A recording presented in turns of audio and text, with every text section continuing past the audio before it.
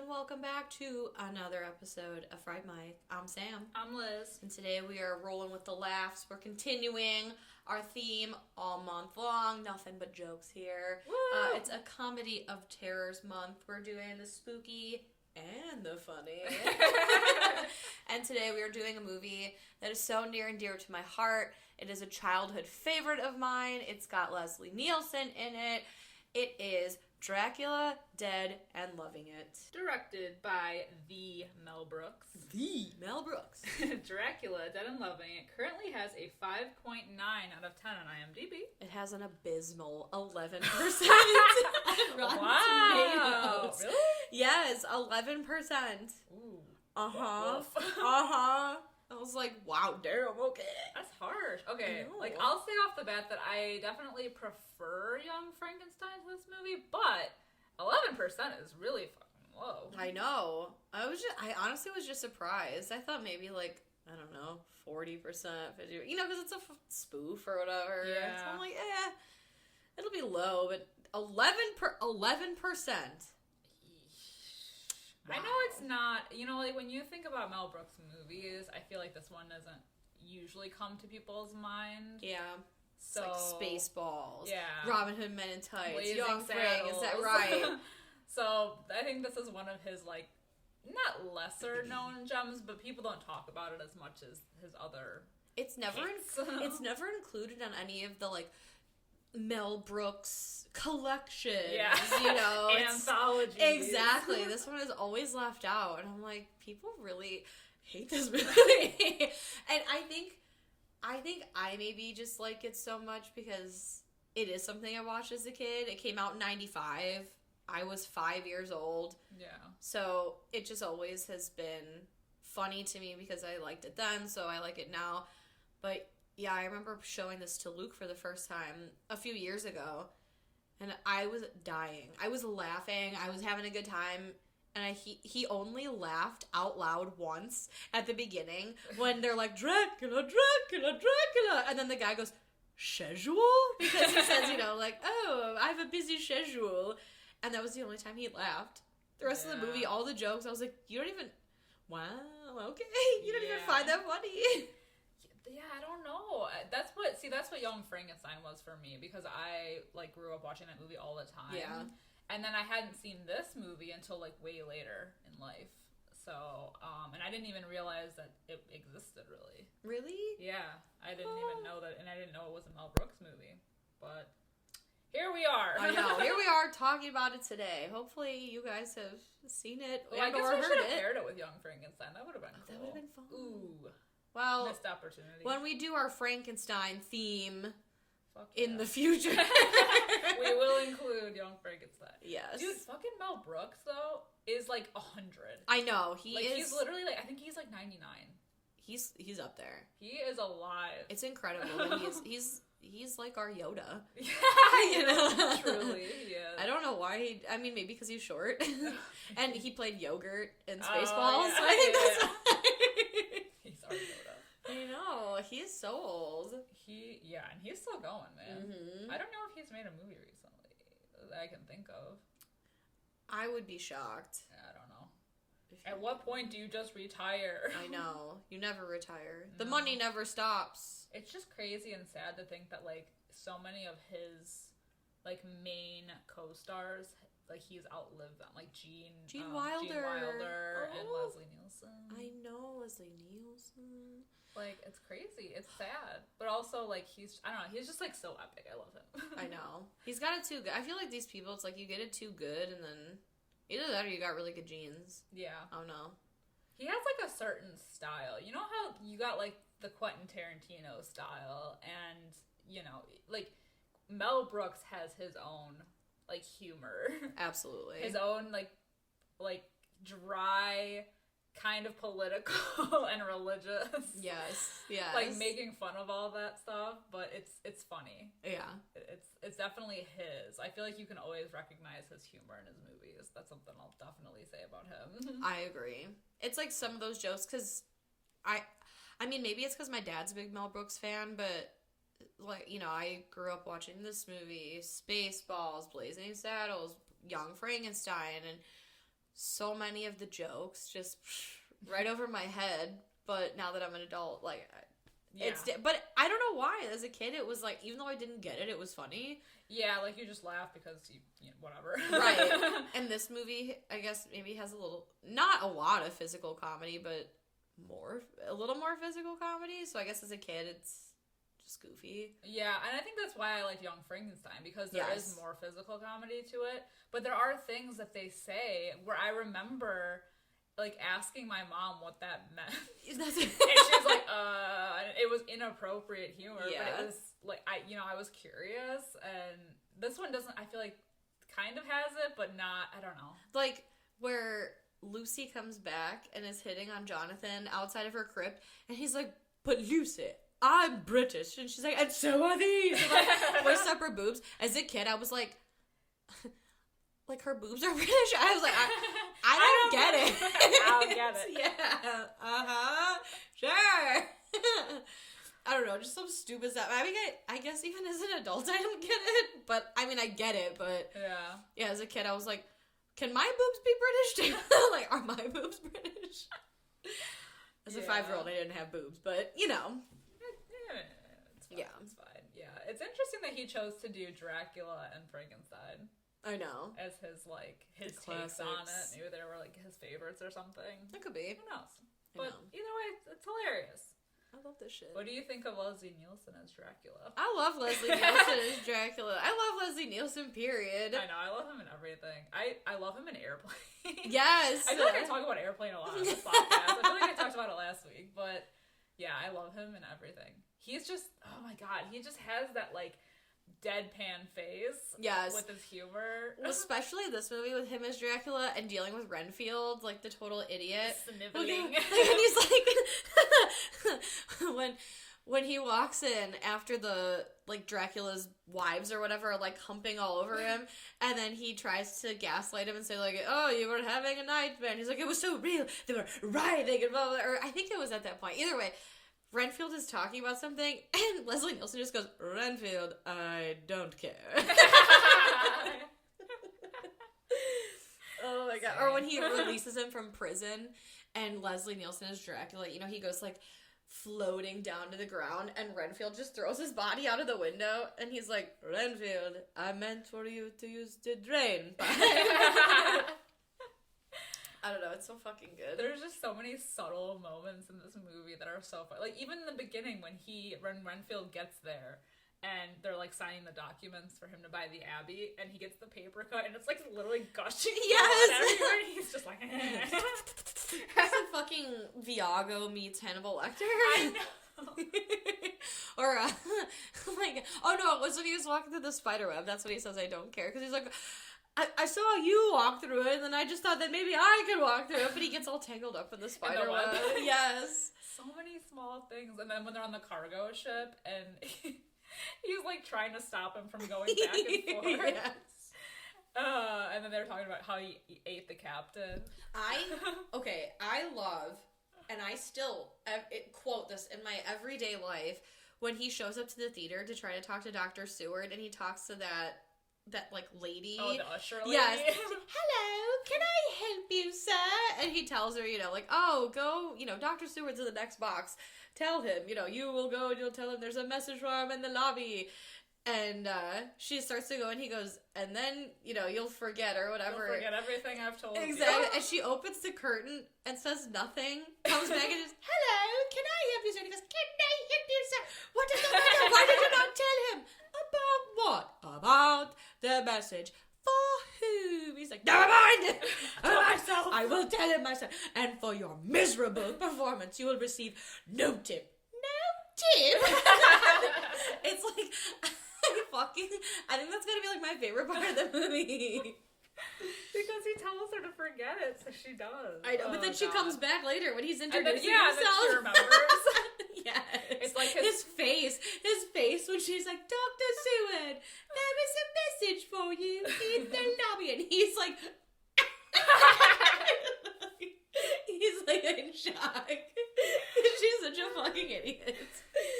It's like, why did she just remember that? It's like his powers don't actually really work. I know. They're only temporary. Well, especially when he's trying to control Mina and her like maid or whatever. Oh yeah. The fuck was her Who name? is Robert Hooger? I fucking love that they have them both back from Men in Tights. Well, Maid Marian. oh my gosh, the guy that plays Will. Yeah. Will Scarlett O'Hara. He's also in O'Hara. He's in this movie too. He's the guy at the end that's talking to Mina. And he's like, I'm gonna have this dance. He's like, we were having a drink. He's like, you have finished your drink. And he splashes it on his Oh, like, yeah. so I have. I was like, why does this guy look so familiar? And I looked up his IMDb. I'm like, oh god damn it! And half the cast of Robin Hood Men in Tights literally reprised their roles for this movie. Yes. I love them. It's so good. Yeah, I don't remember what the maid's name is. It's gonna be far for Broomhilda. Broomhilda And Vater Kugel. I love how she's supposed to be guarding her and she just sleeps. I know. I know he puts her to sleep, but she's just like. Her name was it like Bessie or Essie or something? I don't even remember. Oh my god. But yeah, he's like trying to get Mina to come out to him. And he's like, you will walk to the terrace door. No, not you. You go back to sleep. No, you sit. No, you stand. They're just both like, I don't know. It's so fucking stupid. But then he's like carrying her out. You know, he's like covered in, you know, he's like, I'm going to come inside and get you. And he's trying to get Mina. This is like later in the movie. And he's like giving that whole speech. And he's like, you will be my bride throughout eternity. We will share the endless passion of immortal love. And it's the maid. She's like, I can't wait. He's like, not you. He drops her. You come here. No, you. No, you stay. No, you come. Mina, open the door. Mina, you are in the closet. Wrong door. I know, yeah. This movie is just like, I feel like every fucking line is good. Yeah. Even Renfield, the fucking idiot, like, when Dracula says he's gonna give him lives, but just, like, insects, spiders, like, things. Wait, he's eating one? Yes! Oh my god! He eats oh my god, was it like a grasshopper's little leg is wiggling out of the side of his mouth? And the spider. Yeah, the spider. I like how he launches his whole body on the ground to Yes. get to, like, whatever was crawling. Did you just eat that? I saw you. I could see his legs sticking out of your mouth. Poor thing is fighting for its life. Yeah. Like, oh, gross. But there's so many, like how we were talking about just, like, subtle things. Like, the first time, like, after he becomes, like, infatuated with Lucy, and he goes to, like, turn her the first night, and he's like, floating above her window. Oh, yeah. And then he breaks in, and is, like, you hear the straw noise when he's, like, biting her neck and sucking. Just, oh my god. Or, when he turns into a bat to even fly to Lucy, the bat is like a bat body, but it's his head. I love it. I know. He hits the window, but then sneaks in, and then Jonathan and Dr. Seward come in, and they're like, oh yes, there's absolutely no sign of forced entry, and he's, the door is, like, sticking, he's like, I'll give it a jolly good slam, and you just see him, like, attached to the ceiling, he's like, oh! Brace yourselves. Oh my god. Oh my god. I think Van Helsing being played by Mel Brooks also such a good choice. So good. Such a good choice. I love his anatomy class when he's passing around all the guts and making everyone pass out. to find out who the real doctors are. Exactly. No one seems to be standing. I'm still standing. He's like, oh yes, and hands him the brain. The brain? I swear to God, I was convinced after rewatching this, because there's a scene in Young Frankenstein in the beginning, when he's in the classroom, and there's that, like, know-it-all student in the beginning, like, in the front row, and I thought that one of them was in, like, this crowd, but it wasn't. I'm like, he looks just like him, though. I'm like, that would have been funny, because, he would have been a med student. Exactly. There's a guy in the med room who's a student, and he looks like one of the extras that was in John Lithgow's class in Third Rock from the Sun. Oh, okay. But I haven't looked it up. But I always just, like, spot him, and I'm like, it's gotta be him. Maybe. I don't want to look it up because I don't want to be wrong, but... I mean, I don't know. The only reason I thought that is because they brought back so many characters from, like, Mel Brooks' other movies that I was like, it's possible. Like, it could be. Also, I love the fact that everyone's punishment is an enema. Yes. when they catch Renfield like eating all the bugs, and his punishment is get him an enema. Yeah. I don't want another enema. Give him an enema and put him in a straitjacket. No. No. Put him in a straitjacket. Then give him an enema first. Then put him in a straitjacket. And then at the end, or not at the end, when they find him like snooping around in Lucy's room and like lifting up the sheets to take the garlic out, and he's like, take him back to the sanitarium and give him a you know what, not another. Yes, another and another until you come to your senses. It reminds me of like in Beavis and Butthead Do America, how that cop is always like full cavity surgeons around, and he keps saying it throughout the movie. Yes. He's obsessed with the enema. I feel like wouldn't you get sore after all those enemas? I mean, yeah. Maybe like it was their answer to like a lobotomy. That's true. Oh my god. And then this the wrong end though, but it's fine. It's fine. The other scene that I love the most is when they go to kill Lucy, when they find out she's been made a vampire. Oh my god, my favorite scene in the whole movie. The fucking best. Oh my god, they go to her little, I don't know, tomb, and she's laying there, and he's like, now she's dead. And Mel Brooks is like, no, she's Nosferatu. Or, because at first he's like, she's not dead. She's alive, she's undead. Or, she's Nosferatu. She's Italian!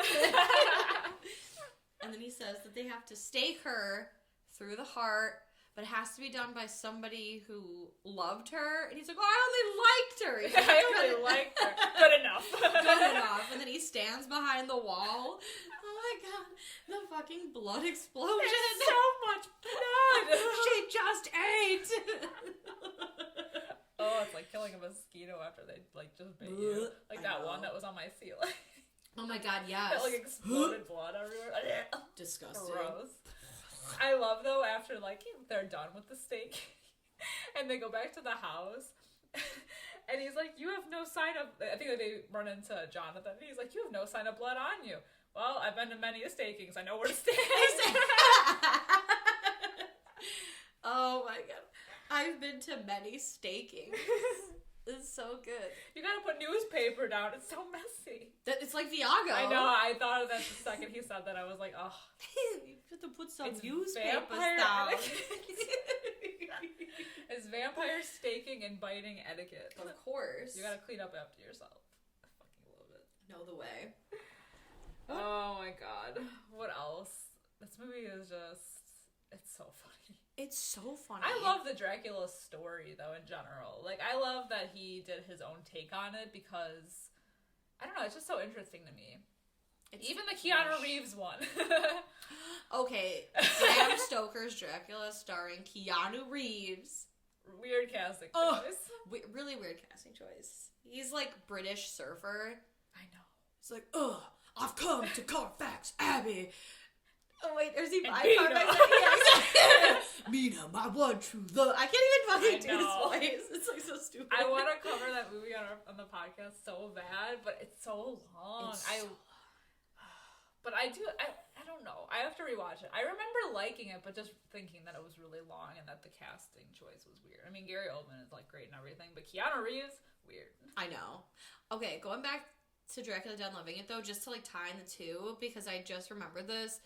When we first see Leslie Nielsen as Dracula, and he's got like the Bram Stoker, like the Gary Oldman hair, but then he takes it off, it's a fucking hat.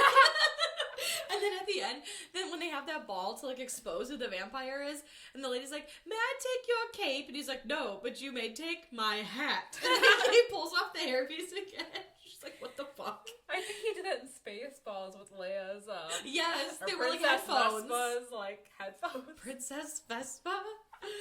Oh my god. No, yeah, the Gary Oldman one is so good. Gary Oldman was a good choice. He had like 7 different looks in that movie.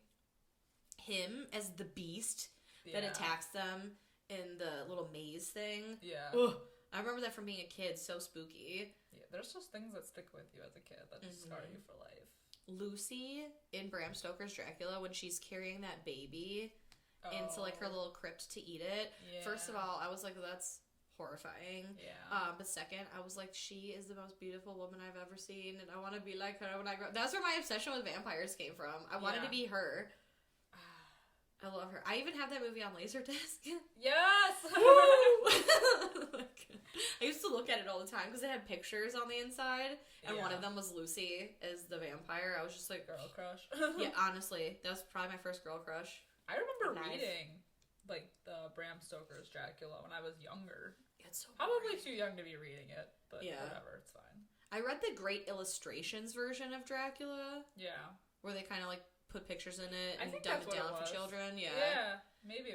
I don't remember what it was like on a family road trip, and I just had it with me in the car, and I read the entire thing, and it was just like, oh. The actual book I borrowed from an ex of mine because I had to do a paper on it for school. And I gotta tell you, that shit is real dry. I couldn't. I faked it. Yeah. Because I'm like, I know enough about the story. It's fine. Now, do you prefer, like, moody Dracula, like Bela Lugosi style, or, like, the new vampires, like, these days? Ooh, that's like a good question. Like the Blade vampires. Okay, Deacon Frost, Blade. Highly synthesized, like, blood, fucking... Everything is chrome. Y2K vampires. Fucking slim sunglasses. Okay. White dreads. As a child of the 90s, I guess I'd have to say, I guess I prefer the more New Age vampires. But I don't know, I don't hate the classic vampires. I think they're scarier. Yeah. Like the older. Like Bela Moody. Lugosi, Christopher Lee, like Yeah. some of those older black and white films. Yeah. And then they're all in like the castle and shit. It's very goth. It is. Style. And they just made it. I mean, they made all of the old, like, Universal monsters, like, very... I mean, look at The Invisible Man. That whole movie is chrome. I know. Well, what do And you... Tech savvy. What do you prefer out of the two? I don't know. I think the thing is that I feel like there's like a time and a place. It depends on your mood. Exactly. Because they're so different. I mean, I would say like the True Blood vampires are almost a hybrid of both because they do have their moody moments and their like vampire dens. Modern. But they're also like, you know, quick on their feet, I guess. It's funny you say that, because I literally wouldn't... You first asked me, I was like, well, True Blood would be sick. Like, the True Blood vampires, I think, are kind of the best of all. Because that's exactly... Like you said, it's a good hybrid. They have the old ways. A lot of the vampires are old, so they know the traditional ways, but they're also able to adapt. They are allergic to sunlight, but they can survive on this synthetic blood that's new, and their homes... Like, Bill Compton's home looks so... from his time, but Eric Northman, who's even older, like can adapt. Like he's almost like more in the new and now. Yeah, you know, he's modernized. exactly.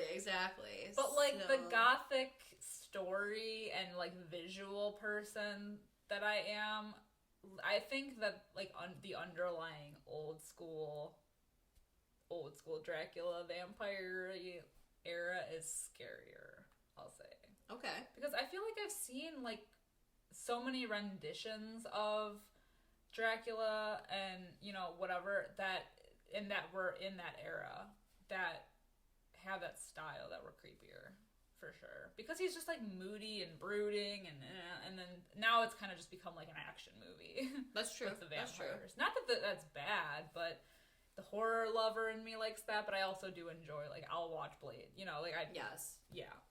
Fucking love Blade. Yeah, That's so such it's a good interesting. They're doing so much with all these things. Like, even, like, the old Invisible Man is so different than the new one. Yeah. Like, so different. And let's not forget Hollow Man. Yes. No, let's. Oh my god. It's just a different time, man. It's just interesting how the creature of the vampire, and Dracula specifically, has morphed from... Adapted in weird ways. Exactly. It makes you wonder what they could do with it. at this point. Like, anything new that would come of a Dracula or any kind of vampire movie. Mm-hmm. Like, even just the differences in vampires from Blade to Blade 2, where they have, like, the new vampire, and then you have, like, a Twilight vampire, which isn't really a vampire to me. No, I wouldn't say so. But you know what I like? I do like that we're getting, like, the funny side. Like, we already covered What We Do in the Shadows and the fact that they have the show. Like, it's fun. It's nice to see, like, a funny side of things. Yes. Like, the vampire problems. Exactly. So, the poker. But I just don't know what else they could do with it. You know, the lore. That's true. I do know that they are coming out with a Renfield movie. I don't know if it's a movie or a show, but it's like a origin of Renfield. I feel like I did hear that a while ago. I don't know if Netflix is doing it. I'm not sure. I don't really know a lot about it, but I did see that something was coming from it. Aren't they doing a new, like, Marvel vampire? Morbius? Is he a vampire? I don't know. Maybe? Because it's got Jared Leto. Oh, I think so. Leto? Yeah. Oh, so comic book vampire? Yeah. Well, Blade is a comic back, book. yeah. Yeah. Did I hear this, or did I make this up? Are they remaking Blade? Yes, they are. Ugh, no! They no! are. I did see that, because we just rewatched all of the Blade movies. Well, not all of them, the first two. I hope they do good things with it, because I'm going to be real pissed. Yeah. I'm going to be real pissed. I get scared when they do remakes of movies that I really like. Yeah, it's hard. It's hard to be optimistic about those kind of things, because, I don't know. I know. But, you know, you never know. It depends. Maybe if they have, like, a really good cast lined up. Who would you want the new Blade to be? I know who it is, but I don't know who. You do? You know who it is? It's Mahershala Ali. Oh, I was gonna guess. Sorry. No, you're fine. I was wrong anyway. Who were you gonna guess? I mean, I always want Idris Elba and everything. Oh, right. That would be sick. I know. Or isn't he cast in something else that's really big? I feel like I heard something. Oh, I don't know what it would be. I'm just glad it's not Dwayne Johnson. Oh my god, no.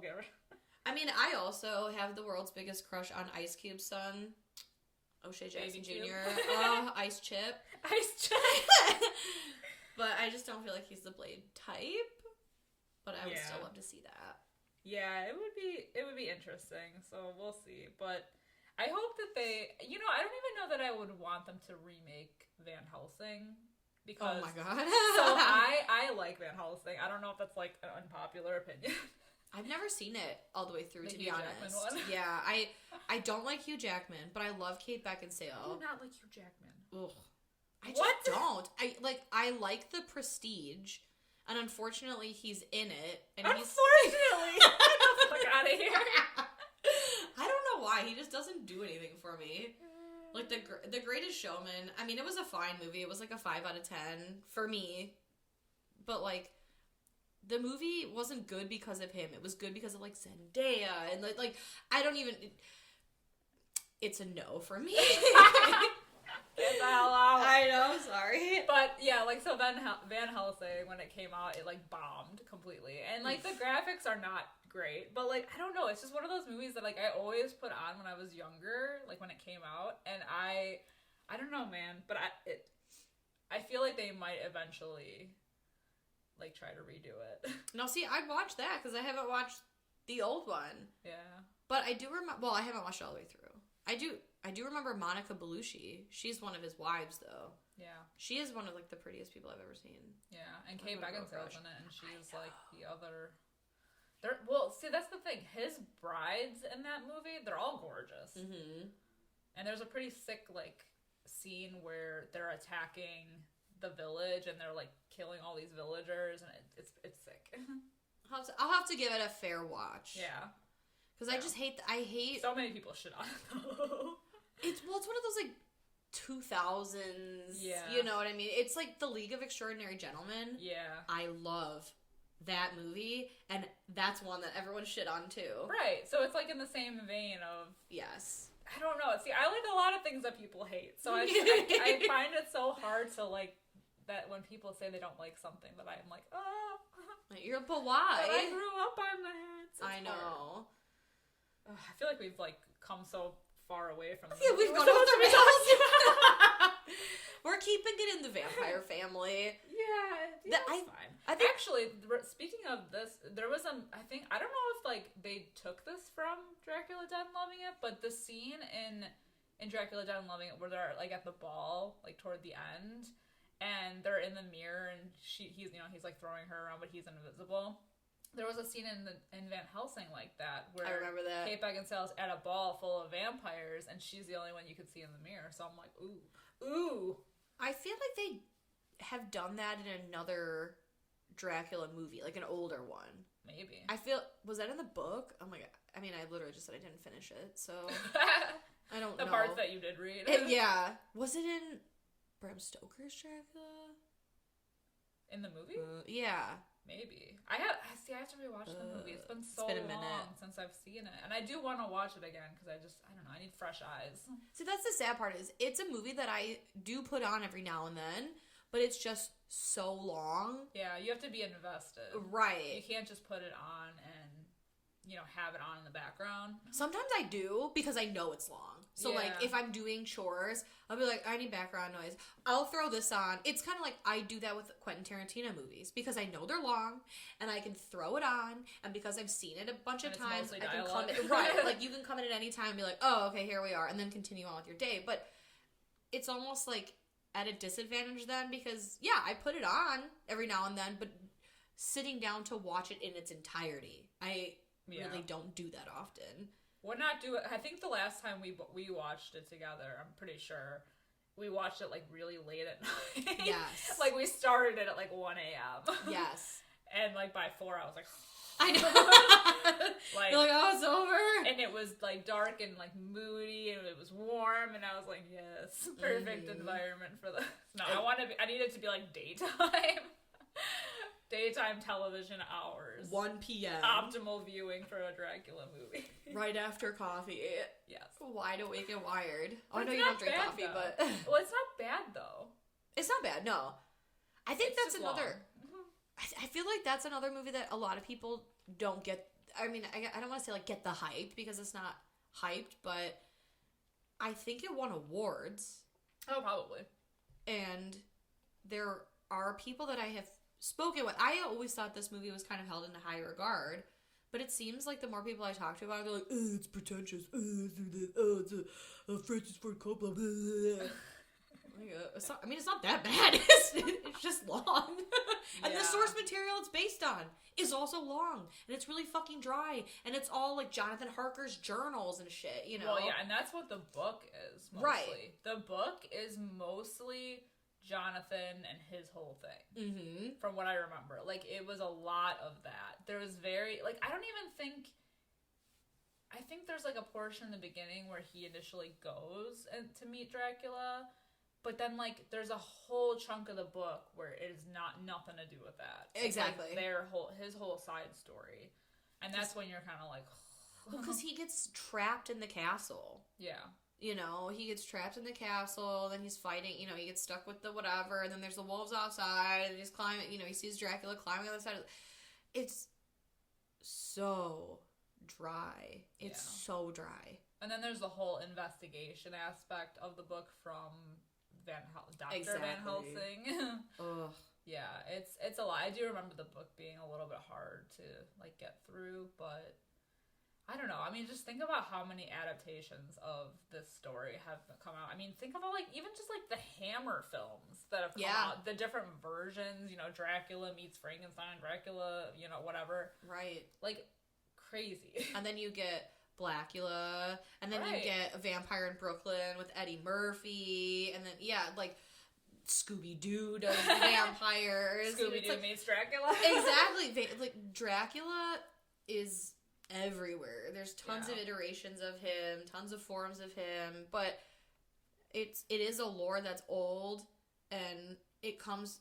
I feel like there's so many different versions of the vampire period, and I just got into a conversation about this with Seamus, our friend Seamus. Just, you know, people, whether or not they choose to believe that any of these creatures are true or not, or like real or not, that's up to you. And maybe I sound stupid, but there's so many different versions from all around the world, and they're so old that how is it even possible that all these people come up with the same story that are just slightly different variations if the shit, like, didn't exist? Yeah. You know, and I don't know. I just sound like an idiot when I say it Well, out no, loud. it could be something that may have not been a vampire, but something that was like a creature that looked like it. Yeah. And it's just been like, because it was over time, you know how people exaggerate things like, oh, the beast had claws and fangs for teeth. You know, like, it could have just been something that it's was... the telephone. Yeah.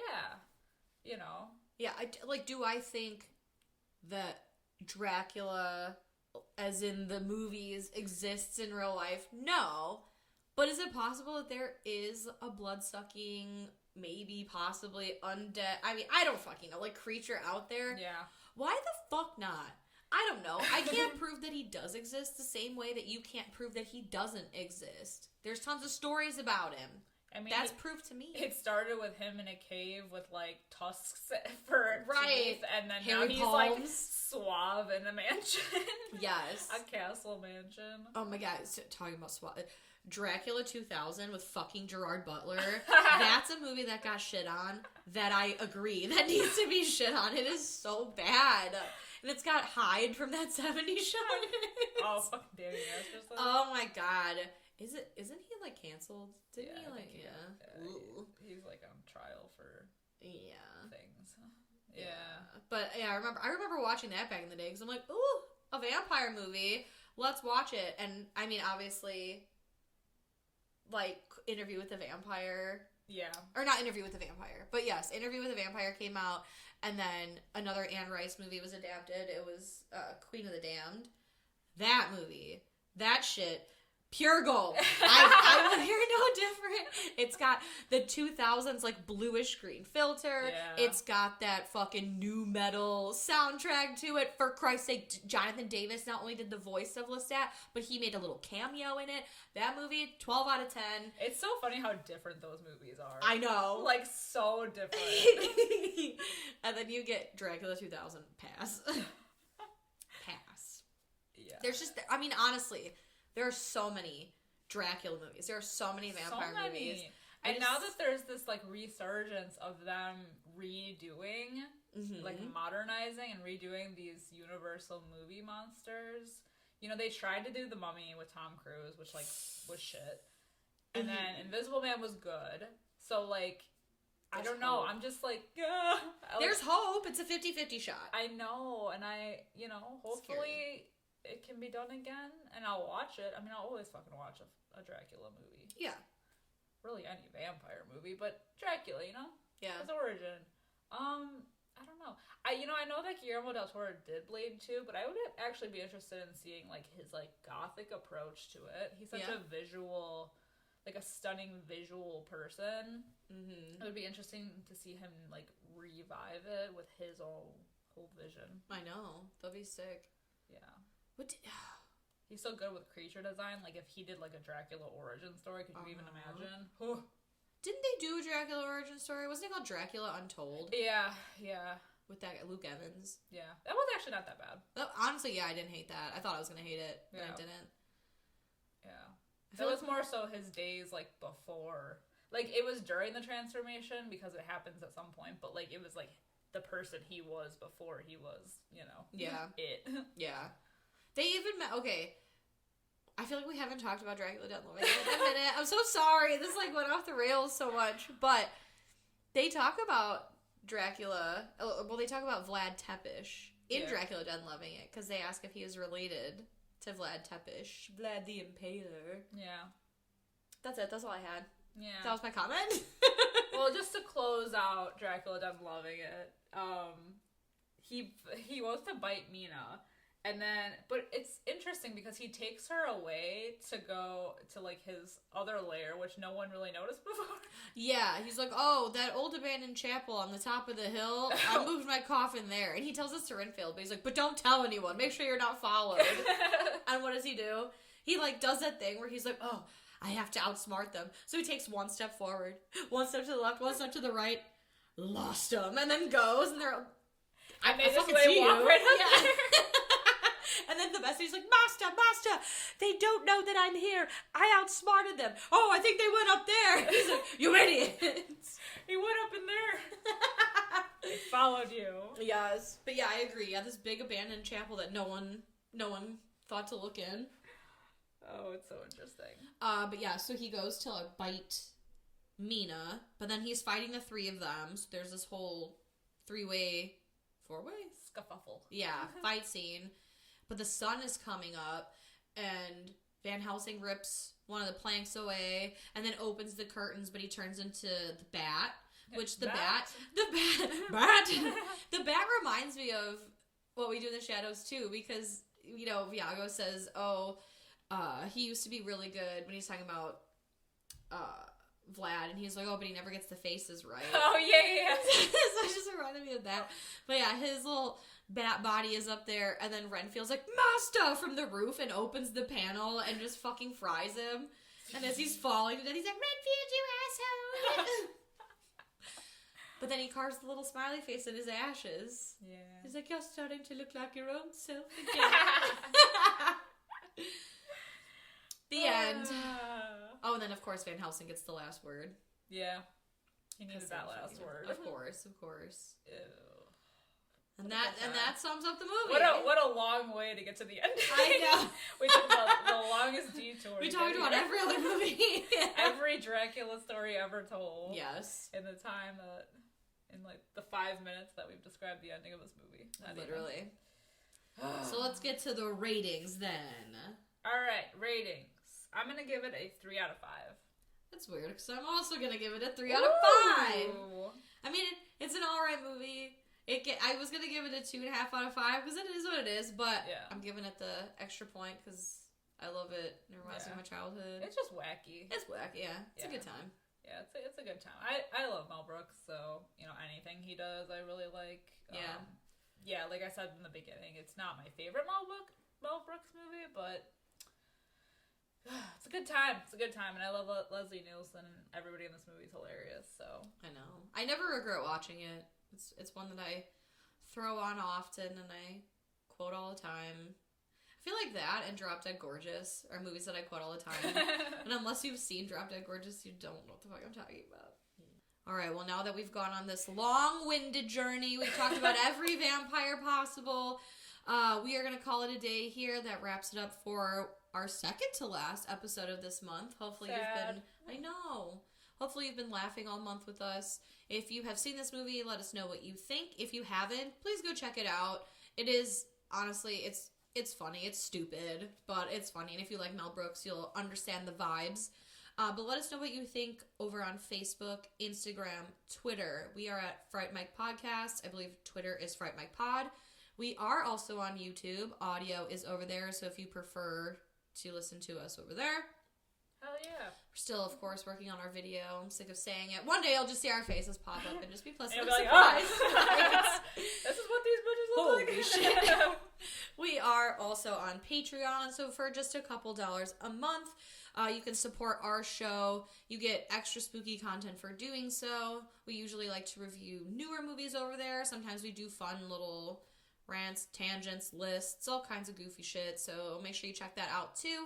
But if you want to do something that's a little more budget friendly, leave a nice comment, thumbs up, 5-star reviews. Those are always free. Kindness goes a long way, and it really helps support our show and get our name out there so we can reach more freaky people like yourself and grow the Fright fam. Yeah, and Spotify I know Spotify's like in the shitter still from everything that's been going on. Well, we won't go down that hole, but if you are still on Spotify and you're listening, they do have ratings now, so we would truly appreciate a 5-star review. If you're still there. If you are still there. But that's it for today. Until next time, I'm Sam. I'm Liz. Rest in peace.